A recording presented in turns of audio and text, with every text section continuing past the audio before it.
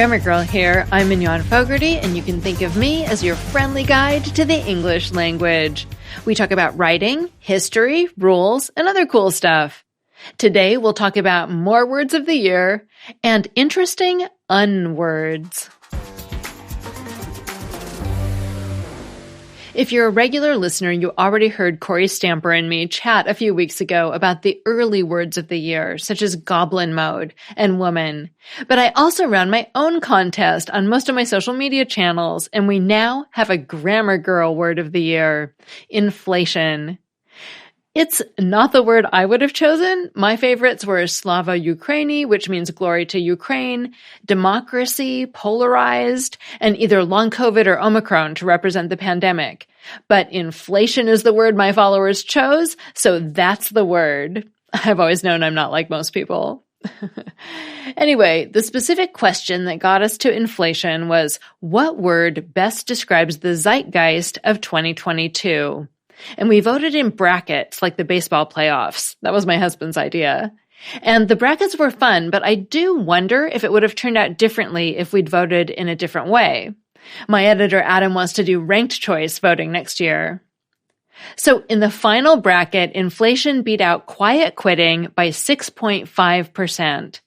And as an aside, quiet quitting was just chosen as the American Dialect Society's most likely to succeed word of 2022. It was a close vote, though, and it barely beat out Riz, which is short for charisma. Another interesting thing is that LinkedIn largely drove the results, since people voted there in the biggest numbers. For example, quiet quitting actually won the final vote on Mastodon and among my newsletter subscribers, but more than 2,500 people voted on LinkedIn, which favored inflation, and that huge number swamped out the results from the other platforms. That actually happened throughout the voting, as Corey and I talked about earlier, and it's probably why we ended up with one final word about the workplace and the other final word about the economy. People in the comments made some interesting, consistent arguments for and against the final two words in the contest. First, at least a few people refused to vote for quiet quitting because as a two-word phrase, they didn't think it qualified as a single word, even though I explained that for the purposes of the word of the year votes, it's common to have multi-word phrases as long as they have a specific meaning. Dictionaries and linguistics societies do it all the time, but still, it clearly bugged some people. A consistent argument for quiet quitting was that it's a new phrase and concept compared to inflation, which is old and cyclical. But still, we were supposed to be choosing based on the zeitgeist, the feeling of the year, and not whether the word was new or not. And the big argument against quiet quitting was that it's not actually a real thing. Florida copywriter Kate McClare summed it up nicely in this comment on LinkedIn, quote, "As I understand it, quiet quitting is when you do the minimum required amount of work and nothing more. Isn't that, doing the job you were hired to do? If you're expected to go above and beyond the minimum, then above and beyond is the minimum. Employers who use this term are trying to shame us all back into the days when workers killed themselves for the job and found that it wasn't necessarily any protection when the layoffs came for them," unquote.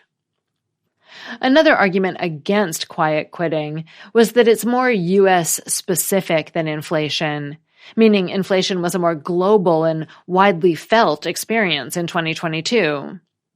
The American tendency for overwork and the American specificity of quiet quitting was highlighted, for example, by a British follower who goes by Holdfast on Mastodon, who added, quote, "If I wasn't taking my holidays, I'd have at least 2 managers reminding me about it," unquote. And having worked peripherally in the pharmaceutical industry with European companies early in my science writing career, I can say that feels true. It was shocking to me as an American how many people were out during the summer and how many weeks of vacation they got. And I know, that's really sad. But anyway, you're probably less likely to feel like quiet quitting when you have 2 months of vacation and you're encouraged to actually take it. Still, although Europe seems to have the work-life balance thing worked out better than we do, I will argue that it's not just Americans who are revolting against heavy work demands. In 2021, the phrase lie flat gained popularity in China. According to dictionary.com, lie flat is how young people in China describe opting out of the demanding professional life and social expectations to, quote, work only as much as they need to support their minimalist lifestyle, unquote. That seems to me like a version of quiet quitting, or at least to be related to the concept of quiet quitting. Now, I believe I have more followers from Europe on social media than followers from Asia, but I know you're out there too. Hello, Asian followers. And the final interesting thing I noticed throughout the voting was that on platforms where people could see how other people voted, it seemed to influence the outcomes.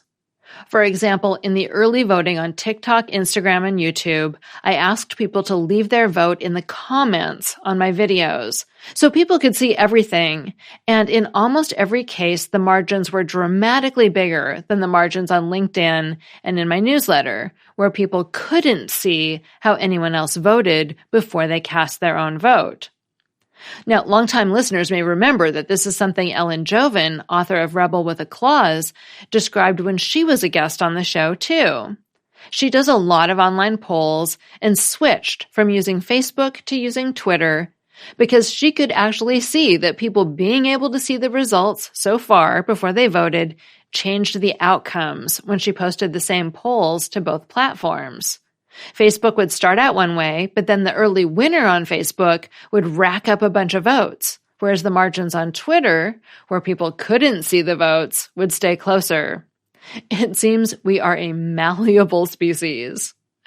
So thank you to everyone who voted. We'll definitely do it again next year. Maybe we'll do ranked choice voting, and we'll definitely be more organized, since doing the whole thing this year was just me in early December saying, hey, let's do a word of the year. So whether you like it or not, the people have spoken, and the Grammar Girl word of 2022 was inflation.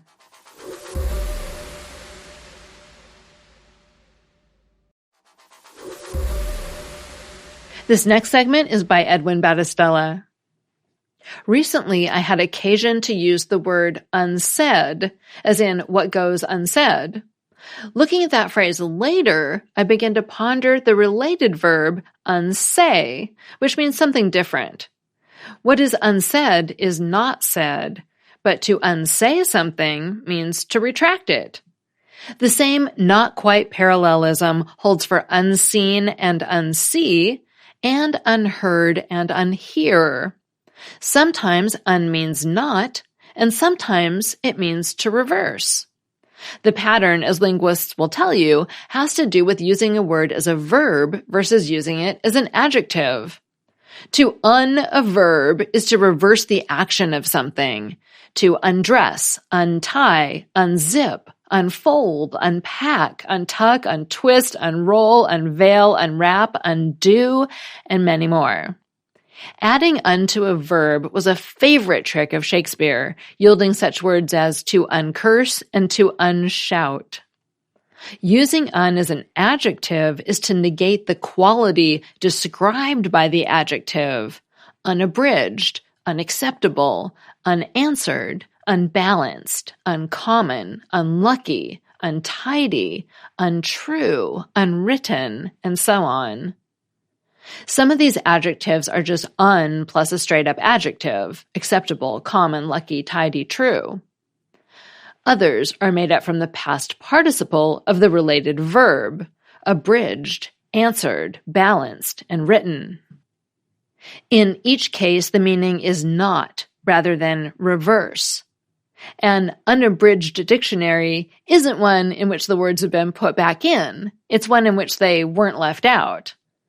An unanswered question is not one receiving a bogus answer, but one getting no answer. The story of un gets tricky, though, because sometimes past participles serve as verbs, which allows ambiguity. The box was unpacked. The baby was undressed. The jacket was unzipped. and the gift was unwrapped. Each of these has an adjectival sense in which the box was not packed, the baby was not dressed, the jacket was not zipped, and the gift was not wrapped. But each also has a reversed sense in which some unnamed person is unpacking the box, undressing the baby, unzipping the jacket, or unwrapping the gift. Of course, sometimes only one meaning is possible, as in the classic example, Antarctica is uninhabited, which cannot mean that someone is uninhabiting Antarctica. The Oxford English Dictionary 2018 update gave nearly 300 un plus adjective combinations, including unadult, unblasé, unsorry, and unwith it. Nouns with un are usually derived from adjectives, so they carry the sense of not rather than reversal, uneasiness, untruth, and so on. Curiously, in a handful of words, un seems unnecessary, but shows up anyway. The most widely used is unloose, unloosen, which the Oxford English Dictionary attests as early as the 14th century. Perhaps analogy with other unverbs, untie, unfasten, unleash, is a factor in unnoticed redundancy. Unthaw, meaning to thaw out, is attested as early as 1700, and today may even be heard in your own kitchen. Unraveling, unravel is trickier. Ravel, it turns out, is a contronym, a word that can mean either entangle or disentangle. So the un of unravel does some work here, disentangling the senses of the root. And finally, some instances of un are mere historical vestiges. Uncouth and unkempt began as the prefixed words uncouth, meaning unfamiliar, and unkemmed, meaning uncombed. As the meanings shifted, the roots couth and kemmed became obscured, and today we no longer view uncouth and unkempt as prefixed forms at all. So the next time you use an un-word, pause for a second and mentally take the word apart. You may find the experience uncanny. That segment was written by Edwin L. Battistella, who teaches linguistics and writing at Southern Oregon University in Ashland, where he has served as a dean and as interim provost. His books include Bad Language, Are Some Words Better Than Other? And Sorry About That, The Language of Public Apology. It originally appeared on the OUP blog and appears here with permission. Finally, it's Familect time. First, Paul called in after last week's story about pre-feeding because he's used that word too. Hello, Grammar Girl. This is Paul Kater from the Netherlands. When I heard your broadcast with the Familect story about the pre-feeding, I had to laugh. It reminded me of the draft military service where we also had a pre-feeding, which was the time that we could get some food before the kitchen actually opened. That reminded me. Thank you for a great show. Bye-bye. Thanks, Paul. And you don't hear it really in his voice, but he told me he laughed and laughed after hearing that story last week. And next, we have a new story from Andrea. Hi, this is Andrea Kenner. I live in Maryland, and I'm sending you one of the family and friends words that we use. Here it goes. I met many of my Facebook friends through an older website called Catster. The Catster community was a place where cat people and their dog-loving friends could get together for paw teas and other fun times. We came up with a term for the day when a cat or dog was adopted. We still use it today when someone's pet is celebrating the day when they found their forever home. The term is Gotcha Day. So whenever someone posts on Facebook that their cat or dog is celebrating that anniversary, we tell them, Happy Gotcha Day. Thanks a lot. Thanks, Andrea. I loved that. If you want to share the story of your Familect, a family dialect or word your family and only your family uses, call the voicemail line at 83321-4GIRL, and I might play it on the show. Be sure to tell me the story behind your word or phrase and call from a quiet place. Grammar Girl is a quick and dirty tips podcast. Thanks to my audio engineer Nathan Semes and my editor Adam Cecil. Our ad operations specialist is Morgan Christianson. Our marketing and publicity assistant is Davina Tomlin. Our digital operations specialist is Holly Hutchings, and our intern is Kamryn Lacy. And I'm Mignon Fogarty, better known as Grammar Girl. That's all. Thanks for listening.